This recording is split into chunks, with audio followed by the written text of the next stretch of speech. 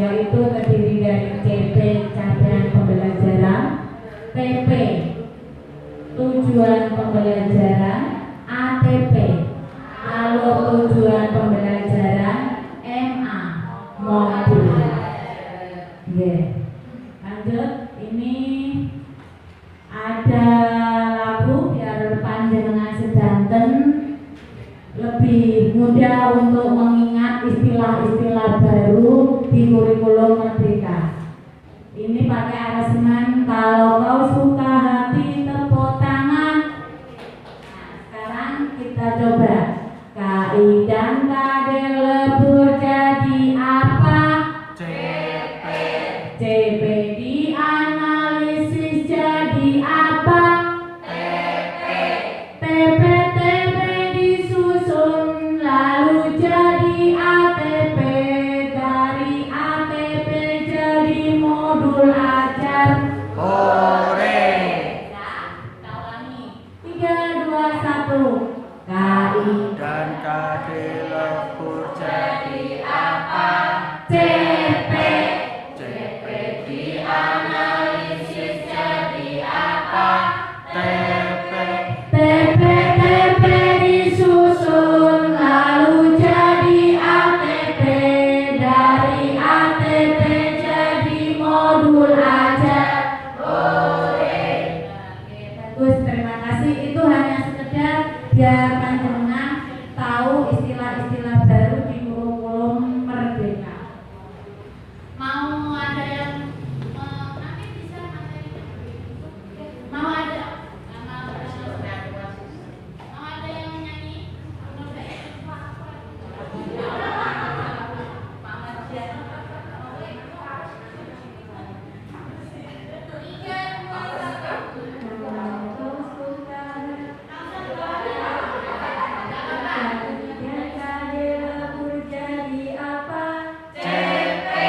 CP dianalisis jadi apa?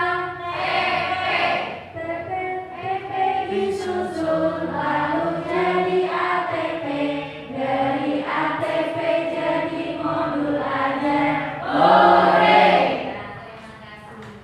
Kita lanjut ke selanjutnya, alur belajar perangkat pembelajaran. Tadi sudah alur tujuan pembelajaran, modul ajar, buku teks moduler.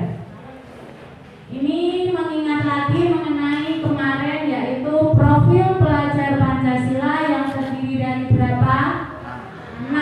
Masih ingat ibu-ibu? Sambil menyanyi ibu-ibu. Nah, 3, 2, 1. Pelajar Pancasila beriman dan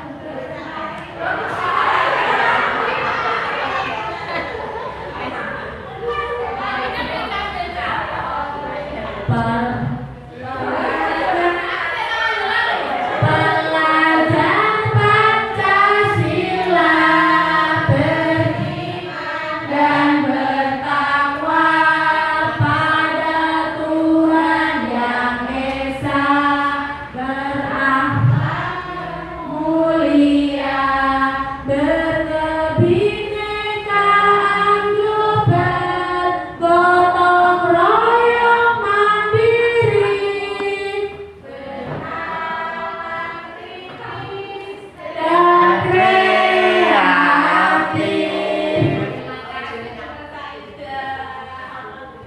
Itu mengenai profil belajar Pancasila. Nursi.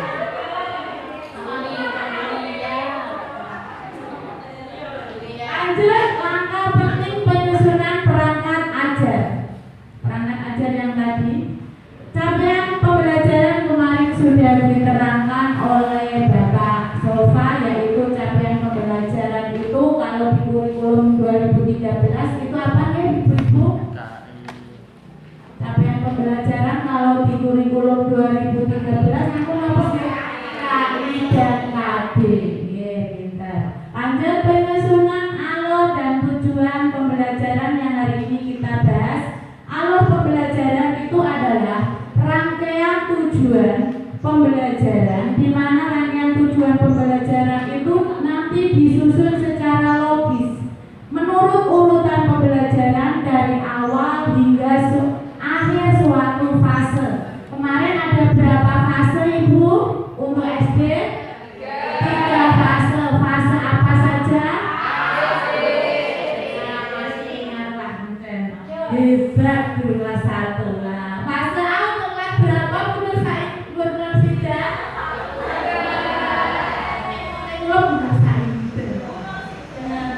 Ida. Untuk Bu Ida, fase B adalah hubungan Bu Ida. Bu Nila, fase C. Ya, masih ingat. Sekarang lanjut pengembangan modul ajar, nanti akan diterangkan Pak Sofa, yaitu seperti RPP, namun dilengkapi materi pembelajaran. Kalau kemarin di kurikulum 2013 materi pembelajarannya tidak dilampirkan di RPP, tapi untuk kurikulum Merdeka ditambahi materi pembelajaran, lembar aktivitas siswa dan asesmen penilaian untuk mengecek apakah tujuan pembelajaran yang ingin panjenengan capai itu tercapai atau tidak dengan menggunakan metode terdiferensiasi. Konsep alur tujuan pembelajaran dimulai dari capaian pembelajaran. Ini tadi sudah dibahas bahwa capaian pembelajaran adalah kompetensi yang diharapkan agar tercapai oleh siswa di akhir fase. Ini kemarin sudah dibahas fase-fasenya. Sekarang lanjut ke alur pembelajaran. Alur pembelajaran atau AP istilahnya adalah rangkaian tujuan pembelajaran di mana tersusun secara sistematis, logis di dalam fase secara utuh menurut urutan pembelajaran sejak awal hingga akhir suatu fase. Ini masih sama capaian ke penyusunan alur. Yang ini catatan penting saja, di mana yang pertama, guru berhak untuk menyusun alur tersebut, alur pembelajaran masing-masing yang terdiri dari rangkaian tujuan pembelajaran.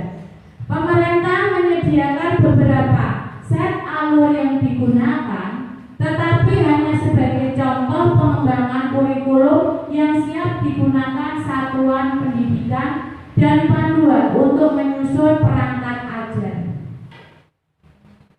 Ini alur tujuan pembelajaran fase kita, fase A, dimulai dari kelas 1. Tujuan pembelajaran kalau kelas 1 berarti 1 ini menunjukkan kelas Bu. 1. Tujuan pembelajaran kelas 1, nomor 2, nomor 3, nomor 4 dan seterusnya. Sampai di sini paham? Kalau 1 berarti ini menunjukkan kelas nih. Nah, tujuan pembelajaran kan kadang dalam suatu CP tidak hanya 1, bisa lebih dari 1. Ya. Tujuan pembelajaran, untuk membuat tujuan pembelajaran terdiri dari 2. Yang pertama kompetensi, yang kedua konten. Kompetensi adalah kemampuan yang mencakup sikap, pengetahuan, dan keterampilan yang dapat didemonstrasikan peserta didik atau yang ingin dicapai oleh panjenengan itu. Itu kompetensi yang ingin dicapai. Apa kompetensinya? Yang kedua konten. Konten itu materi, ilmu pengetahuan inti atau konsep utama. Ingat, untuk membuat tujuan pembelajaran harus memperhatikan A, B, C, D. Apa itu? A, audien. Apa itu B?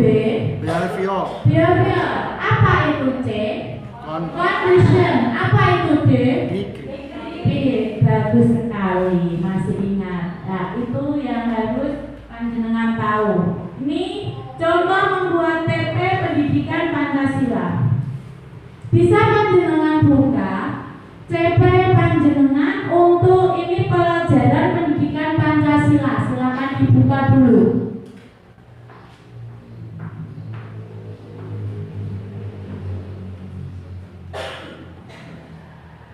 Operator.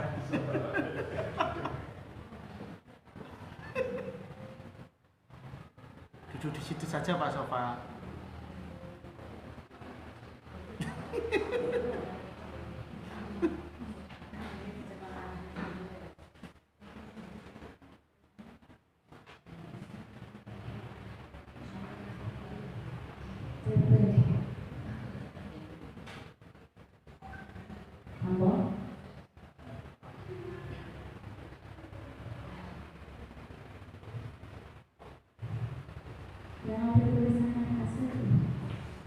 Nah,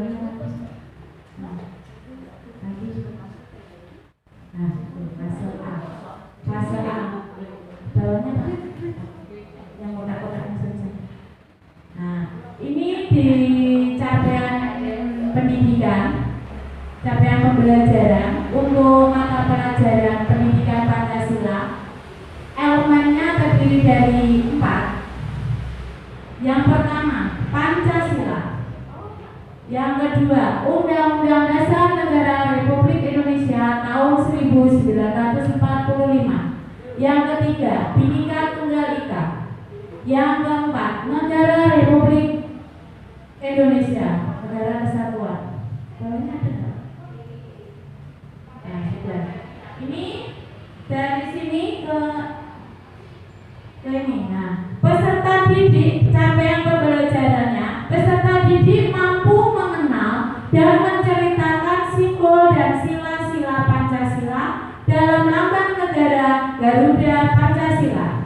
Peserta didik mampu mengidentifikasi dan menjelaskan hubungan antara simbol dan sila dalam lambang negara Garuda Pancasila. Peserta didik mampu menerapkan nilai-nilai Pancasila di lingkungan keluarga dan sekolah. Dari capaian pembelajaran ini, panjenengan bagi dulu ada berapa kalimat seperti itu. Dimulai yang pertama, menurut saya, peserta didik mampu mengenal dan menceritakan simbol dan sila dalam lambang negara Garuda. Itu kalimat yang pertama. Yang kedua, kasih warna biru ya Pak. Peserta didik mampu mengidentifikasi dan menjelaskan hubungan antara simbol dan sila lambang negara Garuda Pancasila. Yang ketiga, peserta didik mampu menerapkan nilai-nilai Pancasila di lingkungan sekolah. Sekarang dari 3 kalimat tersebut, panjenengan harus menentukan mana yang kompetensi, mana yang konten.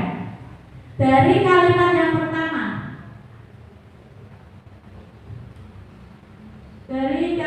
pertama, peserta didik mampu mengenal dan menceritakan simbol dan sila-sila Pancasila dalam lambang negara Garuda Pancasila.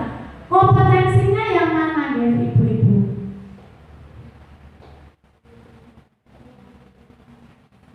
Kompetensi berarti menggunakan KKO.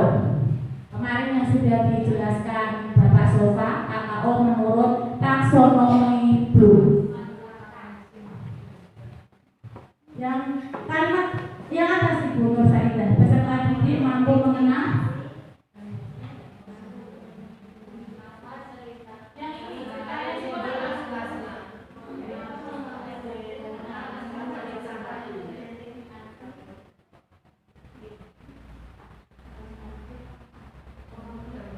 Yang kompetensi mana Ibu? Nah, mengenal dan menceritakan itu adalah kompetensi. Kalau simbol dan sila-sila Pancasila dalam negara Garuda Pancasila itu adalah konten. Tadi kompetensi sudah diterangkan tadi, kompetensi itu yang ingin dicapai, konten materinya. Terus yang kedua, peserta didik mampu mengidentifikasi dan menjelaskan hubungan antara simbol dan sila dalam lambang negara Garuda. Kompetensi ini apa ya? Nah, mengidentifikasi dan menjelaskan menggunakan KKO kemarin. Nah, kontennya berarti apa ya? Nah, simbol dan sila lambang negara Garuda Pancasila. Dari tadi ada 3 mau, dan jenengan saged menentukan tujuan pembelajarannya. Tujuan pembelajarannya bisa panjenengan buat berapa dari capaian pembelajaran elemen Pancasila Ibu? 3.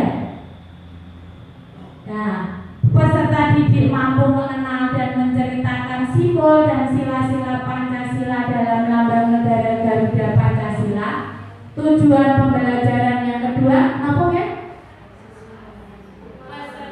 didik mampu mengidentifikasi dan menjelaskan hubungan antara simbol dan sila dalam lambang negara Garuda Pancasila. Seperti itu.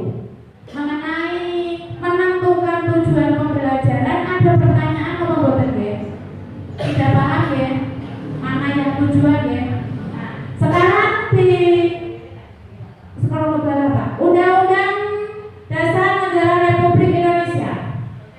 Kira-kira ada berapa tujuan pembelajaran? Mau jenengan 23 ya. Nah, yang pertama Bu Nila. Nah, peserta didik mampu mengenal aturan di lingkungan sekolah, keluarga dan sekolah. Yang kedua Bu Indaria. Nah, tujuan yang kedua apa Bu Indaria?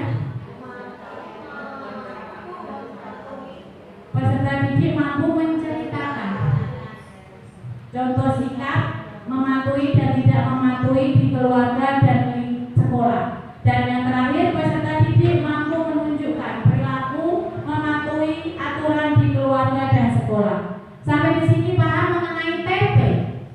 Kalau sudah paham, kembali ke PPT.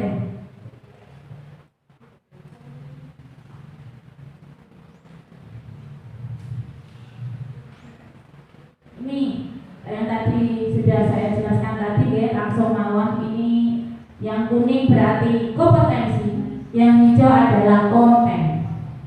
Ya. Lanjut.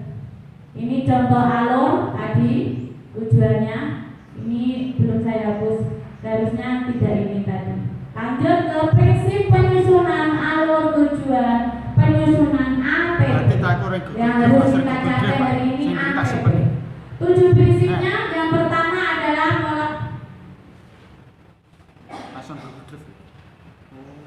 Yang pertama adalah sederhana dan informatif. Disusun secara sederhana saja. Yang kedua esensial dan kontekstual. Yang ketiga berkesinambungan antara tahap awal sama tahap tengah harus urut, berkesinambungan. Yang keempat pengoptimalan 3 aspek kompetensi. Kompetensi nopo mawon ya? 3 aspek kompetensi itu kita apa nggih? Pengetahuan kognitif, keterampilan sikap, afektif. Lanjut, yang kelima, merdeka belajar. Yang keenam, operasional dan aplikatif dapat diterapkan. Dan yang terakhir adalah adaptif dan fleksibel. Sekarang diterangkan satu-satu. Sederhana dan informatif itu ya bagaimana? Ya sederhana dan informatif ini yang dapat mudah dipahami maupun mudah dipahami oleh pengguna maupun pembaca. Intinya sederhana seperti itu. Yang kedua, esensial dan kontekstual. Itu aspek ini sangat mendasar atau penting, yakni meliputi kompetensi tadi, konten dan hasil belajar tentunya. Berkesinambungan antar fase dan antar tujuan pembelajaran itu saling terkait, jadi tidak terpisah-pisah, harus satu kesatuan. Yang keempat, pengoptimalan 3 aspek tadi sudah panjenengan jawab, yaitu ada 3, yaitu pengetahuan, keterampilan dan sikap yang berjenjang selaras dengan tahapan kognitif. Untuk kemarin C1 sampai C6, C1 mengingat, C2 memahami, mengaplikasi, menganalisis, mengevaluasi, dan sampai C6 mencipta. Serta dimensi pengetahuan itu harus faktual, yang fakta yang benar-benar diketahui oleh pernah ditemui oleh peserta didik kita. Konseptual, prosedural, metakognitif. Pengoptimalan juga dilakukan pada pertumbuhan kecakapan hidup. Pastinya nanti diharapkan anak peserta didik kita menjadi anak yang kritis, anak yang kreatif, anak yang komunikatif dan kolaboratif. Ini sangat penting diperlukan di kurikulum merdeka. Serta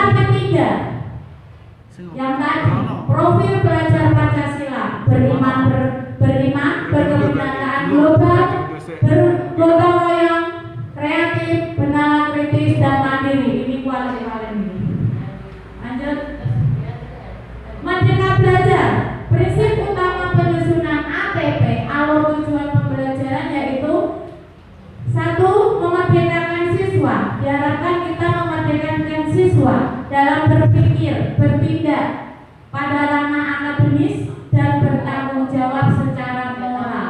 Intinya anak diberi tanggung jawab, diberi kepercayaan. Kita di kelas itu hanya sebagai fasilitator, membimbing, mengarahkan. Dulu. Aku dulu langsung buka.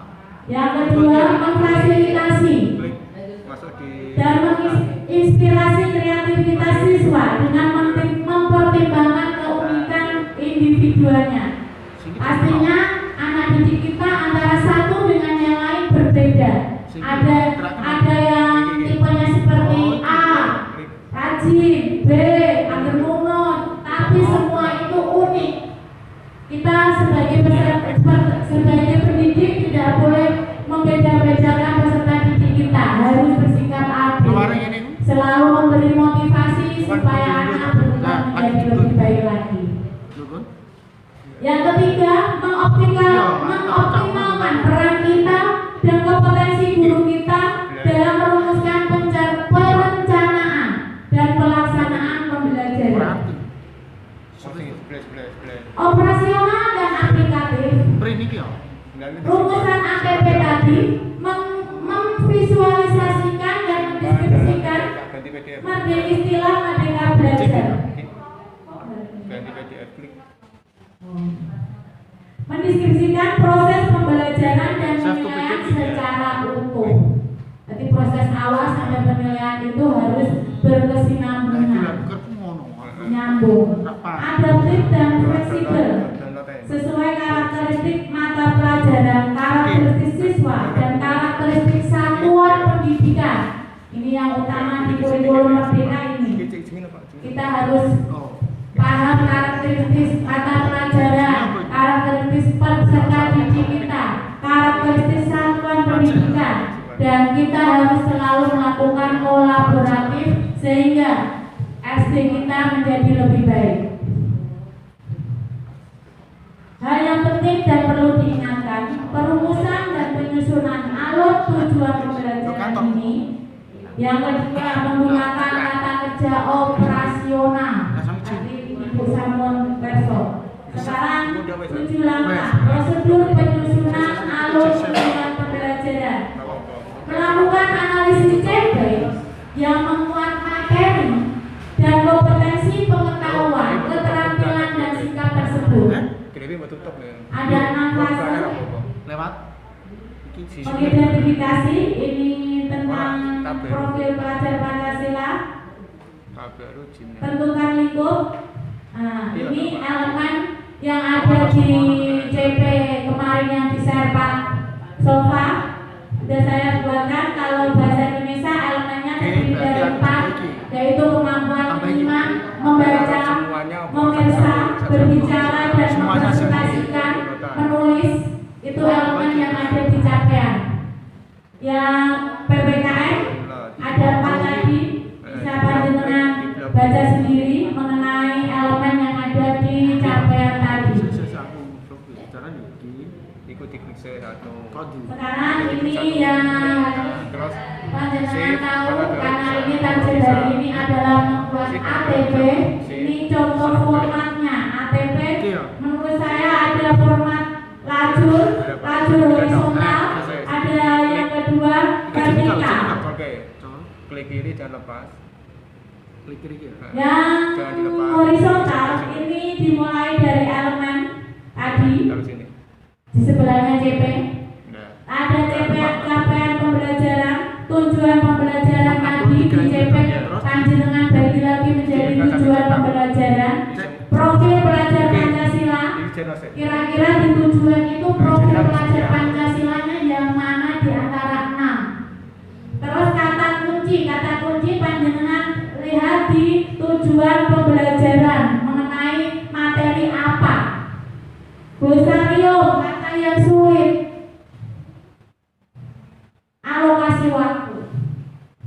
Terus ada format lagi, ini capaian pembelajaran, tujuan pembelajaran, perkiraan jumlah, jam, kata kunci, sampai glosarium. Ini nanti ini ada linknya, panjenengan nanti bisa Buka link tersebut, nanti di dalamnya ada contoh ATP. Durasi waktu ini bener. Batas ini. Untuk materi ATP cukup. Sekarang kita lanjutkan. Ini batasnya matikan dan beritahu ini kan otomatis matikan.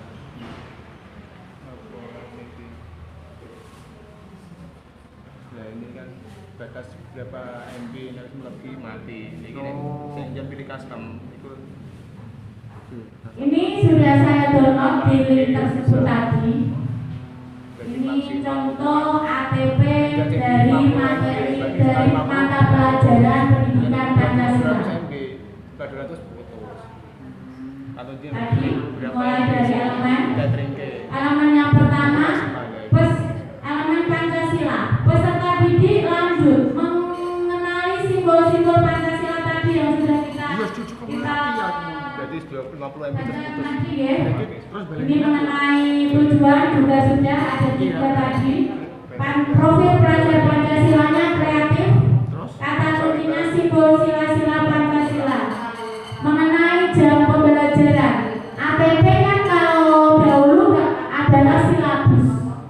Nah, sekarang untuk alokasi jam biasanya panjenengan pripun mengisi di silabus.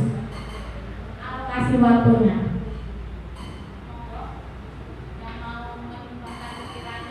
Penentuan alokasi waktu di silabus.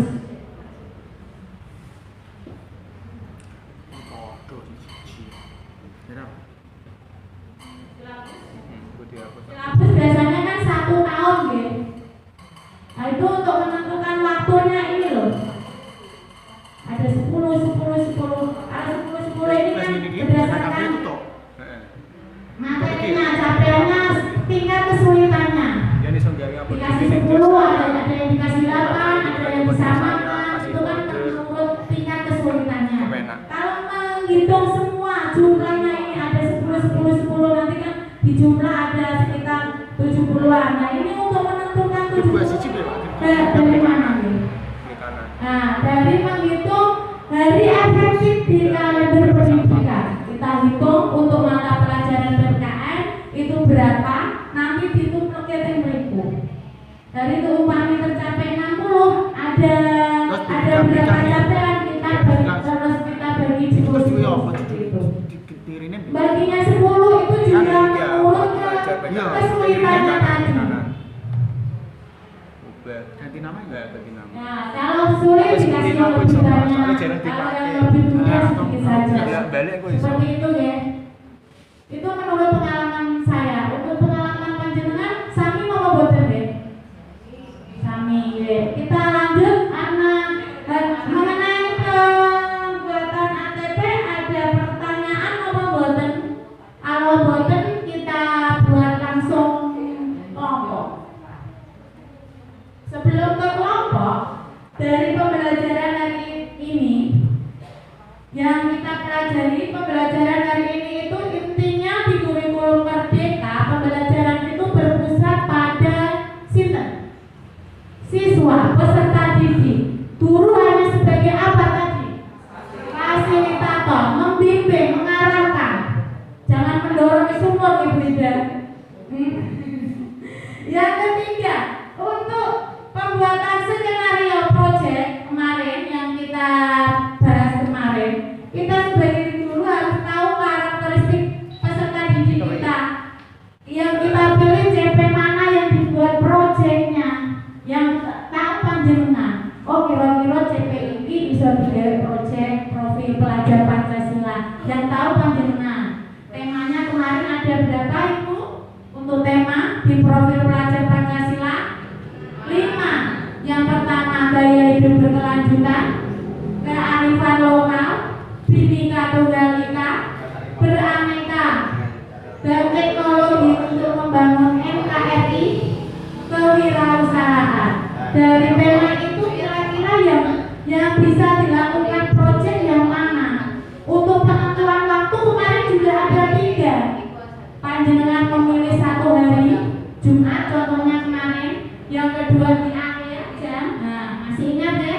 Nah itu yang keempat, kalau bisa kita hanya sebagai guru pendidik itu menciptakan pembelajaran yang bermakna, sehingga pembelajaran kita itu selalu diingat. Oh aku biasanya diulang Bu anak catur kelas 1 diwarai dengan rantai meskipun sila keberapa 7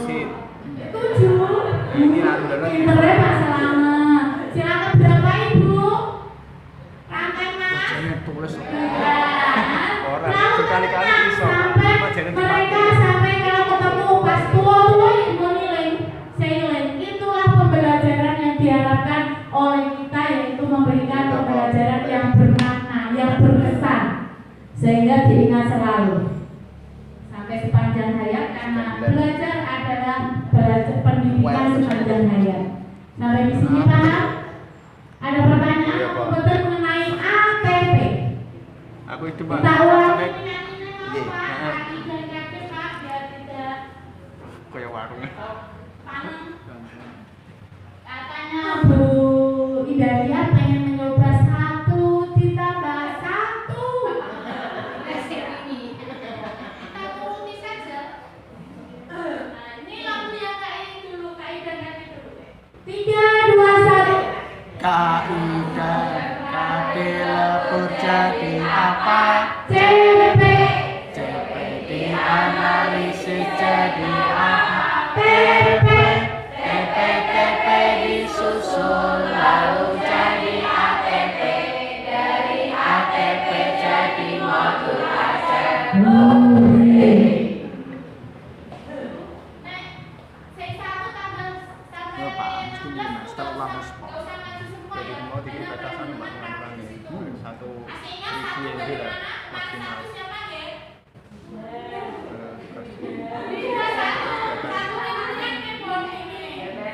ya custom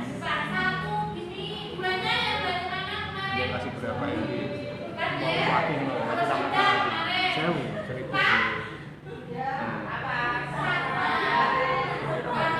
lagi 1000 Iya, makian. dibatasi Siapa tuh?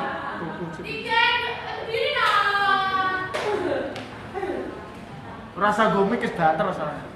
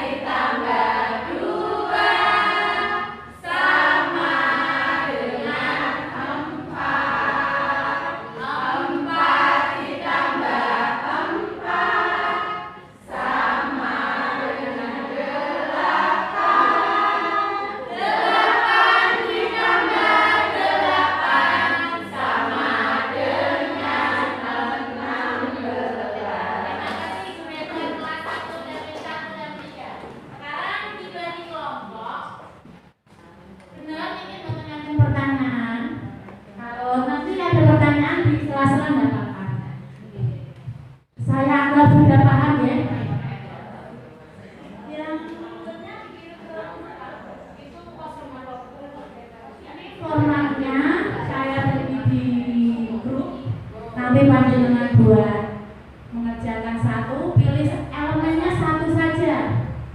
Nggak usah banyak-banyak, yang penting mengerjakan ada tugas. Terus kelompoknya mau saya bagi. Ini nanti kelompoknya berlanjut ke kelompoknya Pak MA, modul ajar. Ini kelompoknya mau saya bagi, nopo bagi dewe-dewe.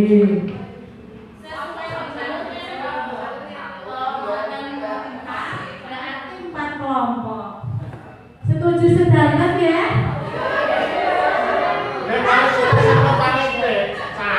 Kolaboratif. Beda bedanya itu kok lerek oleh beda sama ya siap.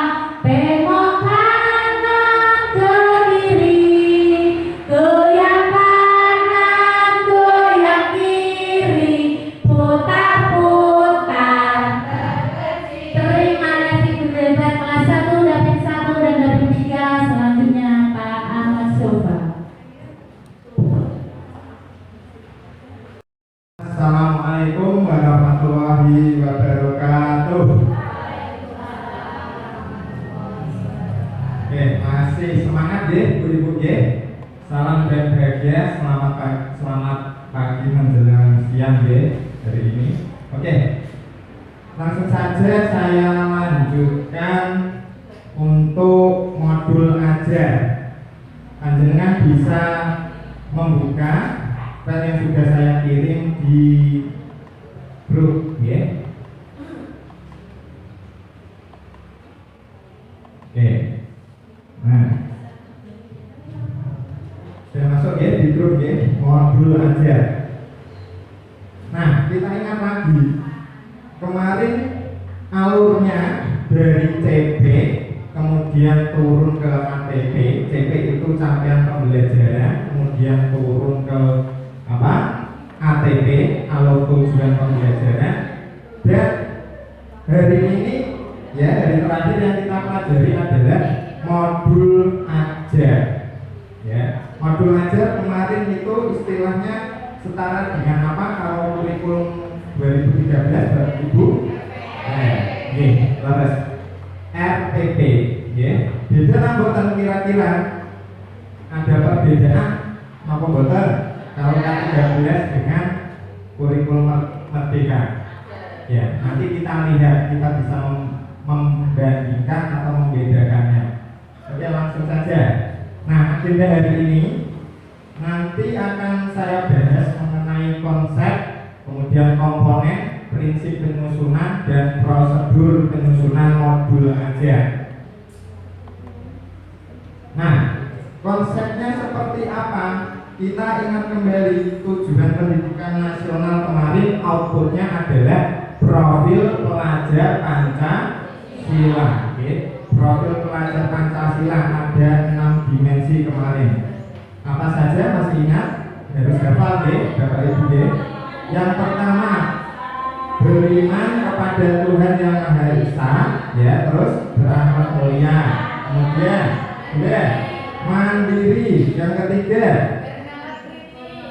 mandiri gotong royong. Kemudian 4, berkebinekaan global. Yang kelima, bernalar kritis, dan yang keenam terakhir kreatif. Oke, itu ada 6. Terus bagaimana cara mencapai itu?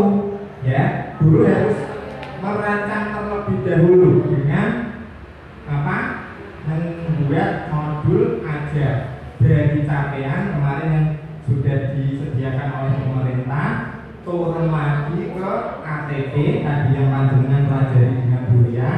Setelah itu ATP nanti turun ke modul ajar. Modul ajar ini digunakan untuk apa? Sebagai pegangan guru, ya.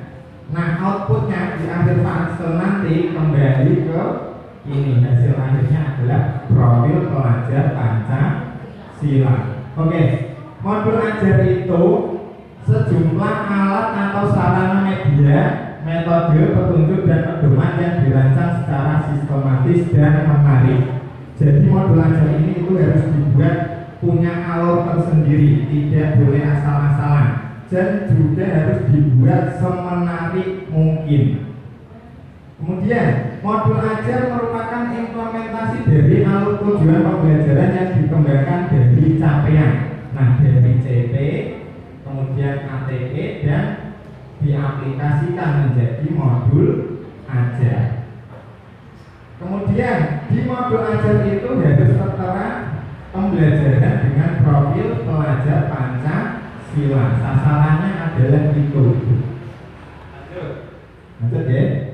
Nah, modul ajar itu disusun sesuai dengan fasenya. Harus disesuaikan dengan fasenya. Kalau kelas 1 itu fase apa, Bu? Fase A. Oke.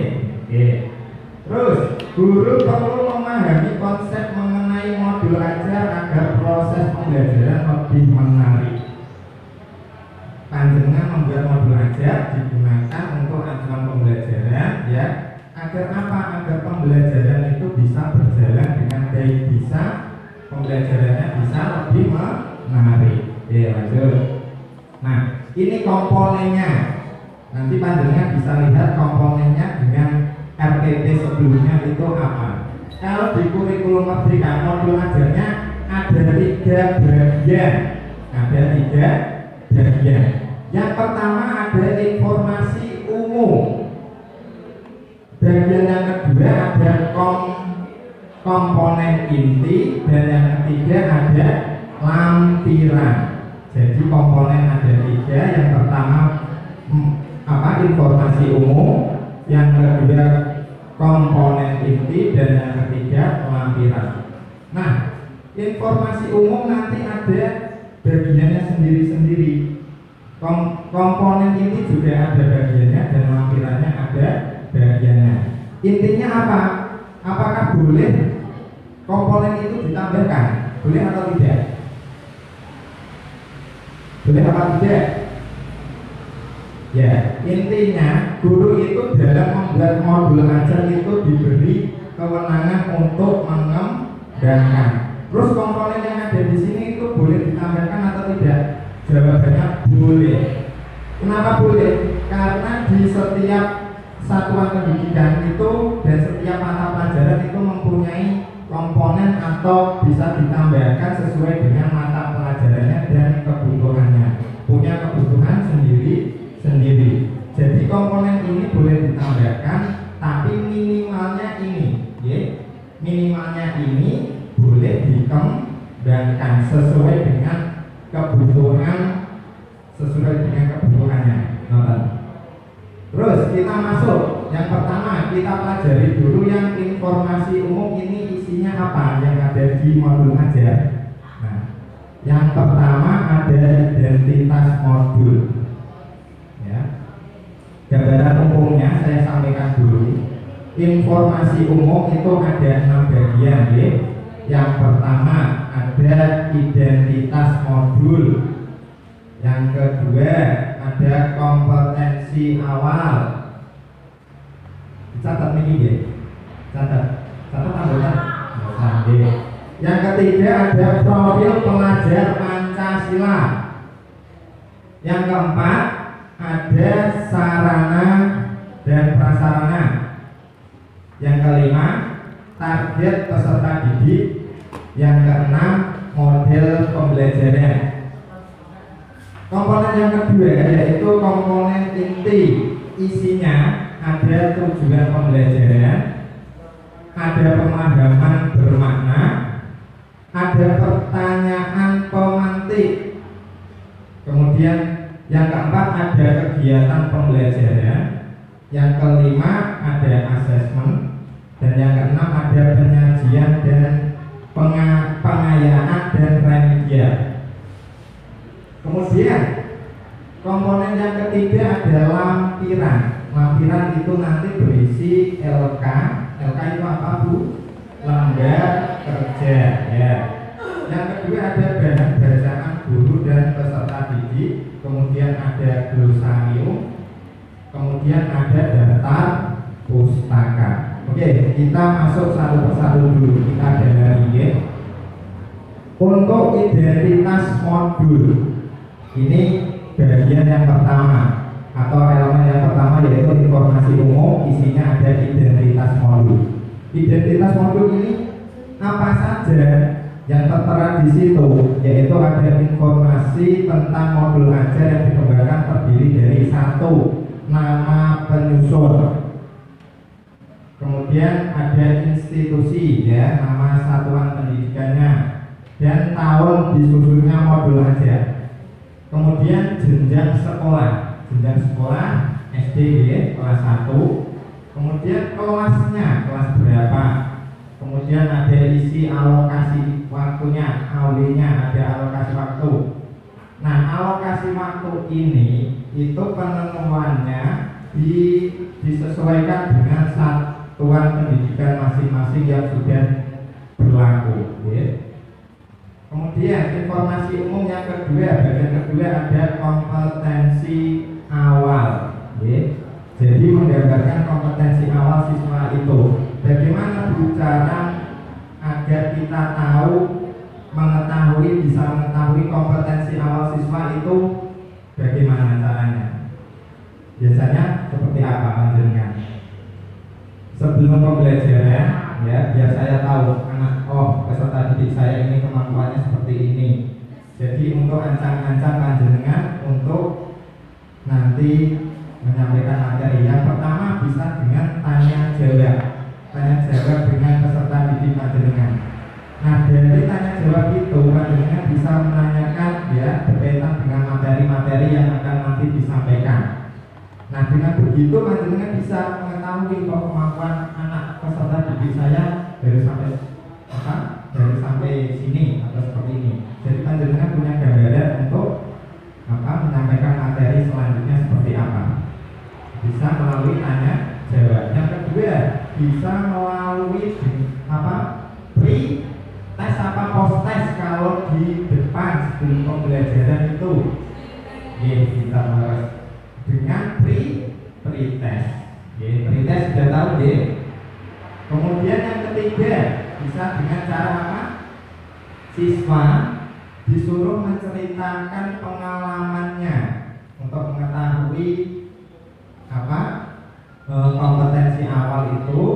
Siswa bisa disuruh atau diminta untuk menceritakan pengalamannya. Misalnya panjenengan nanti di awal pelajaran ingin menyampaikan gotong royong, terus siswa diminta untuk menceritakan gotong royong yang diketahui siswa itu seperti apa, cerita.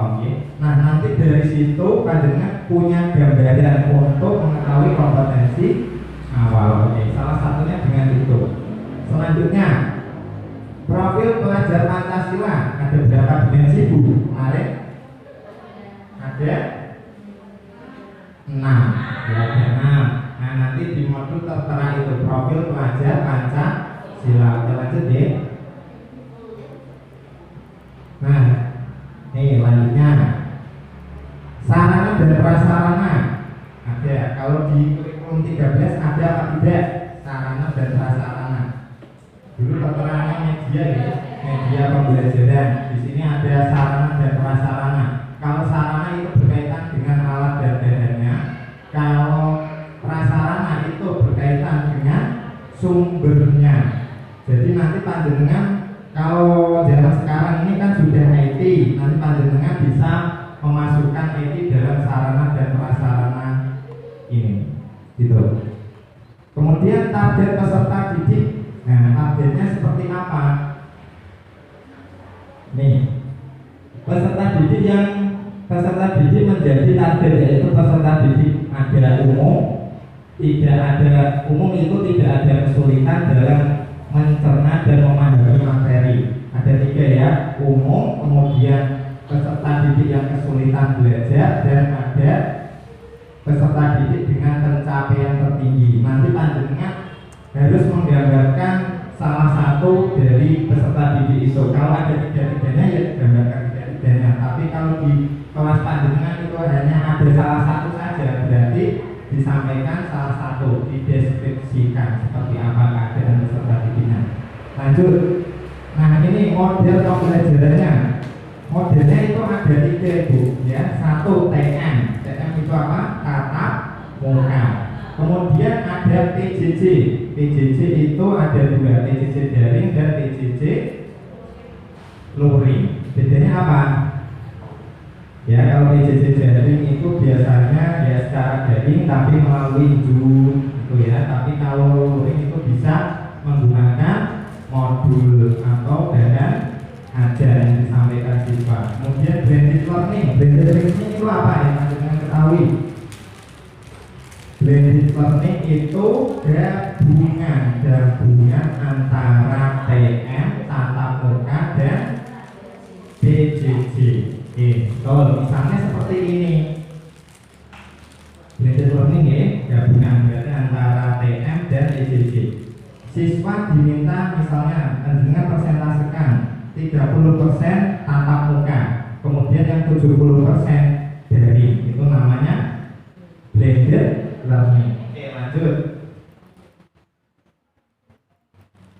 Tujuan pembelajaran sudah ini tadi ya, apa belum? Tujuan pembelajaran. Nah ini tujuannya tadi yang panjenengan sudah pelajari dengan kuliah. Ada tujuan pembelajaran dari CP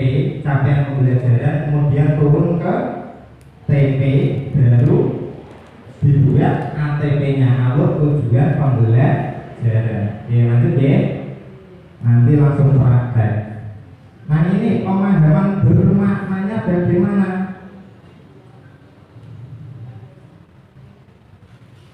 Ini masuk ke komponen inti ya, tujuan pembelajaran. Kemudian ada pemahaman bermakna. Nah, pemahaman bermakna itu adalah informasi tentang manfaat yang akan peserta didik peroleh setelah mengikuti proses pembelajaran. Jadi intinya setelah pembelajaran itu yang panjenengan inginkan untuk peserta didik itu memperoleh pengalaman belajar bermakna apa? Nanti digambarkan. Contoh kalimat pemahaman bermaknanya itu manusia berorganisasi untuk memecahkan masalah dan mencapai suatu tujuan. Kemudian contoh lagi, makhluk hidup beradaptasi dengan perubahan habitat. Ya, contohnya itu pemahaman bermaknanya. Kemudian pertanyaan pemantik. Pertanyaan pemantik itu apa? Pemantik itu apa sih, Bu? Siapa yang tahu? Pemantik itu cara gampangnya itu mancing, ya, merangsang, mancing peserta didik. Dengan pertanyaan pemantik yang dilakukan guru itu agar siswa bisa merasa bergerak, termotivasi untuk mengikuti pembelajaran. Jadi nanti digambarkan pertanyaan pemantiknya di modul itu. Lanjut ya. Contohnya, nah ini contoh pertanyaan pemantik, apa yang membuat sebuah cerpen menarik untuk dibaca? Kira-kira kalau siswa ditanya seperti itu kan pasti mikir, apa yang membuat sebuah cerpen menarik untuk dibaca? Kemudian jika kamu diminta untuk membuat lanjut cerita yang berbeda, apa yang Anda mau usulkan? Oke. Lanjut. Kegiatan pembelajarannya. Nah, kegiatan pembelajaran ada 3 seperti yang di APK sebelumnya. Ada kegiatan apa tuh? Inti, pendahuluan, kemudian inti, penutup. Ya, nanti sudah tahu ini, lanjut saja. Nah, asesmennya ini. Asesmen ini bisa dilakukan dengan 3 hal. 1, diagnostik, kemudian formatif dan sumatif. Bedanya apa? Kalau diagnostik itu apa? Coba siapa yang tahu? Kalau asesmen diagnostik itu apa? Ya, biasanya digunakan sebelum pembelajaran atau pada saat proses pembelajaran. Untuk apa diagnostik itu? Asesmen diagnostik itu digunakan untuk mengetahui kekurangan atau kelebihan peserta didik. Jadi dengan asesmen itu bisa mengetahui, oh, kelemahan peserta didik saya ada di sini, oh, kelebihan peserta didik saya ada di sini. Terus caranya bagaimana? Caranya bagaimana agar tahu peserta didik itu punya kelebihan dan kekurangan? Bisa dilakukan dengan 2 cara, yaitu apa? Dengan cara asesmen kognitif dan non kognitif. Asesmen kognitif itu ya bisa dilakukan dengan tes tertulis kognitif untuk mengetahui tingkat pengetahuan siswa. Tapi kalau non kognitif ya bagaimana?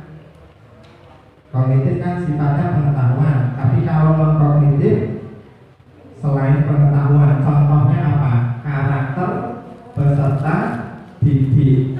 Kemudian kalau di rumah bagaimana belajarnya?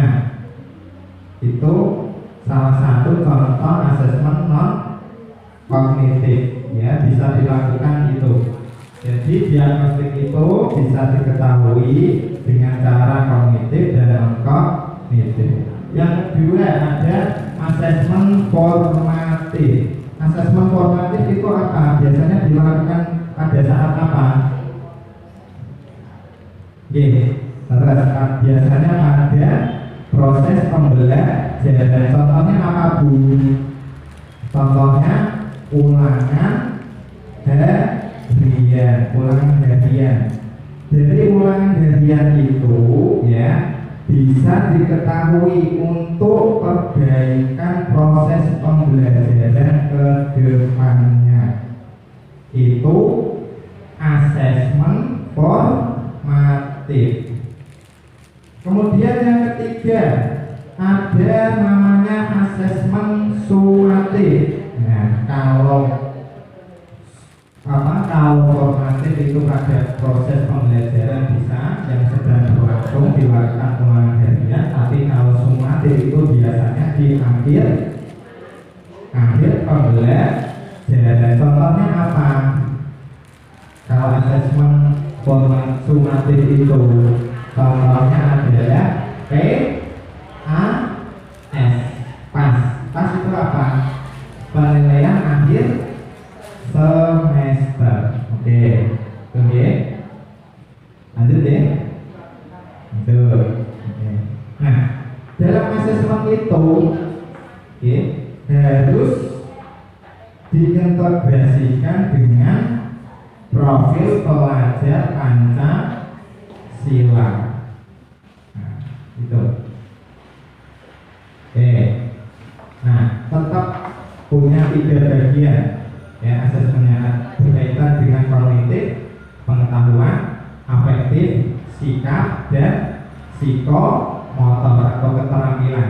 Khusus untuk yang sikap atau afektifnya itu harus ini mengandung atau mencerminkan profil pelajar Pancasila gitu.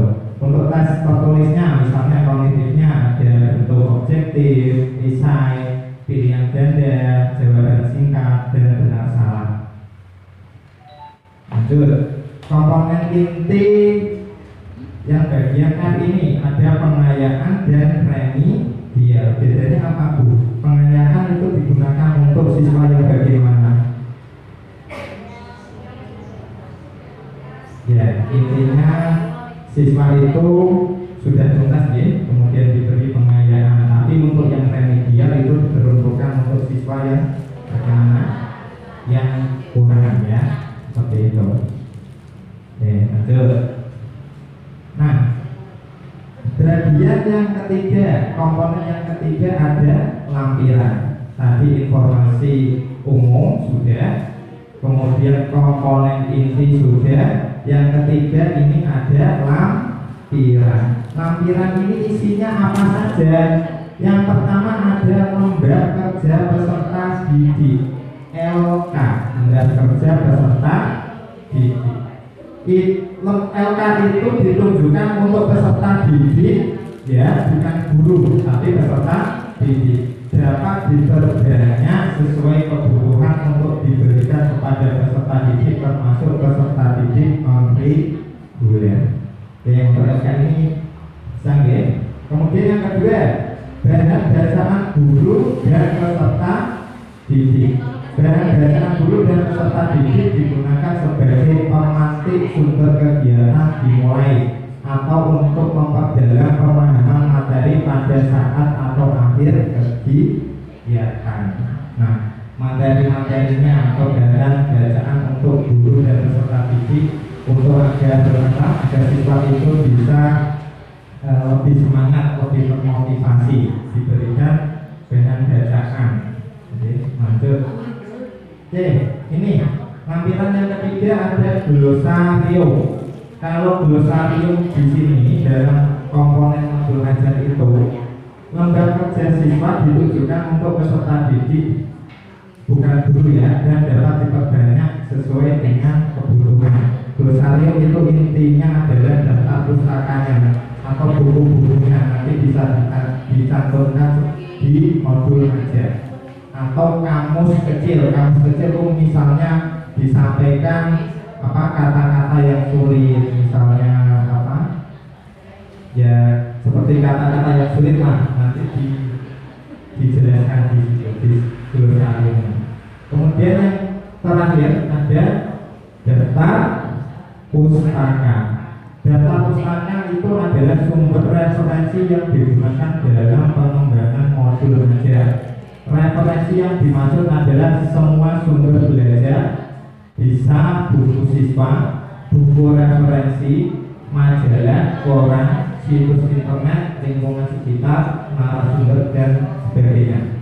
Perlu diketahui untuk daftar pustaka ini kita harus punya kode etik, karena zaman sekarang ini kan sudah berkembang teknologinya, tapi kita tetap menjaga kode etik ya untuk teknologi. Misalnya ketika kita mengambil materi ajar itu dari internet atau dari YouTube, kita tuliskan di situ di daftar pustakanya ya, diberi linknya, kemudian pembuatnya siapa, di situ kan ada namanya, misalnya Pak Joko Waluyo atau siapa, kemudian diunduh kapan, tanggalnya diberi jam berapa, seperti itu.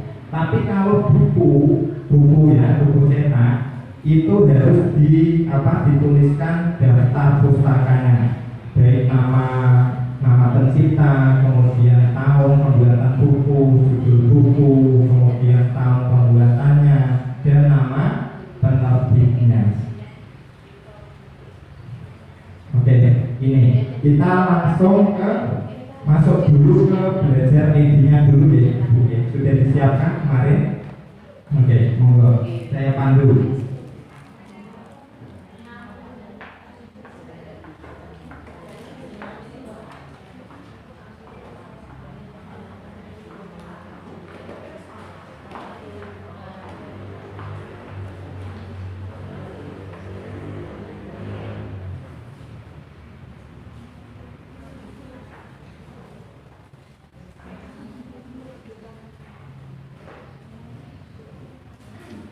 Oke, ini ya, ini saya kirim ya Bu deh di grup kelas 1, KKP kelas 1.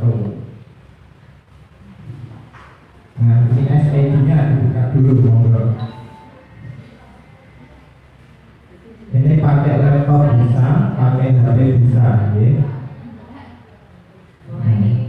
Nanti yang belajar ID-nya ini kan dari sudah buka.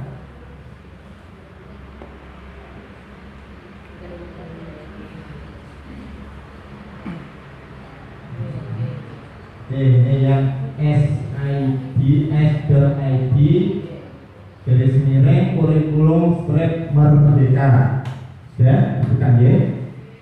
Nah, di situ ada banyak perangkat CP, ATP, MA, KOSP, KKTP, lengkap di situ. Lengkap ya. Nah, ini masuk desa pegawai ekspor yang modul ajar. Ini nanti bisa panjenengan gunakan sebagai acuan, karena kurikulum kita itu adalah kurikulum merdeka.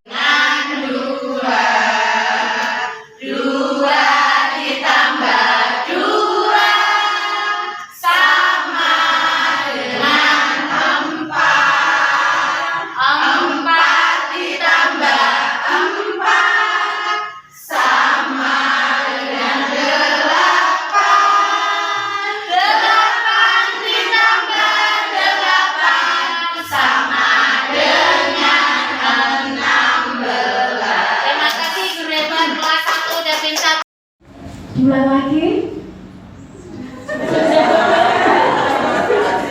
Oke, terima kasih. Harime. Bapak Ibu yang kami hormati, saat ini saya akan menjelaskan tentang alur tujuan pembelajaran atau ATP ya. ATP untuk kurikulum 2013 biasa disebut dengan silabus. Dulu 2013 silabus dengan belajar sendiri atau download dulu? Paling enak era dulu. Iya. Di sini juga sama, di rumah kita belajar, pemerintah sudah menyediakan, meskipun sampai saat ini kalau dengan browsing di PPM ya, platform mereka belajarnya yang kemarin dengan download itu belum siap semuanya, tapi ada beberapa yang sudah dibuat. Itu yang membuat orang-orang orang-orang pilihan yang biasa digital. Kalau pengalaman saya dulu sebagai guru pilot kurikulum 2013 dulu itu ya sama seperti itu, semuanya masih uji coba, buku siswa dan buku gurunya saja revisi sampai beberapa kali.